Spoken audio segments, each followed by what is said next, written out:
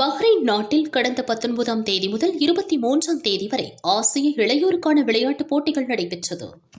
19 வகையான விளையாட்டுகள் நடைபெற்றது. 45 நாடுகளைச் சேர்ந்த வீரர் வீராங்கனைகள் பங்கேற்றனர். 18 வயதிற்கு உட்பட்டோருக்கான இந்த ஆசிய விளையாட்டுப் போட்டிகளில் இந்த ஆண்டு கபடி போட்டியும் நடத்தப்பட்டது. கபடி போட்டியில் ஆடவர்கள் பிரிவில் 14 அணிகளும் மகளிர் பிரிவில் 10 அணிகளும் பங்கேற்றன. ஆடவர் இறுதிப் போட்டியில் இந்திய அணி 35க்கு 32 என ஈரானை வீழ்த்தி தங்கம் வென்றது. மகளிர் பிரிவில் இந்திய அணி 75க்கு 21 என ஈரானை வீழ்த்தி தங்கம் வென்று சாதனை படைத்தனர். சென்னை கண்ணகி நகரை சேர்ந்த கிருத்திகா மகளிர் அணி தங்கம் வெல்லவும், ஆடவர் அணியில் மன்னார்குடி வடுவூரை சேர்ந்த அவினேஷ் தங்கம் வெல்லவும் உறுதுணையாக இருந்தனர்.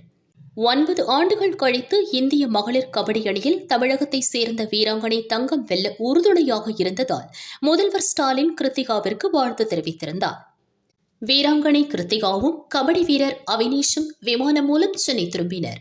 அவர்களுக்கு சென்னை விமான நிலையத்தில் தமிழ்நாடு விளையாட்டு மேம்பாட்டு ஆணையம் சார்பாக உற்சாக வரவேற்பு அளிக்கப்பட்டது.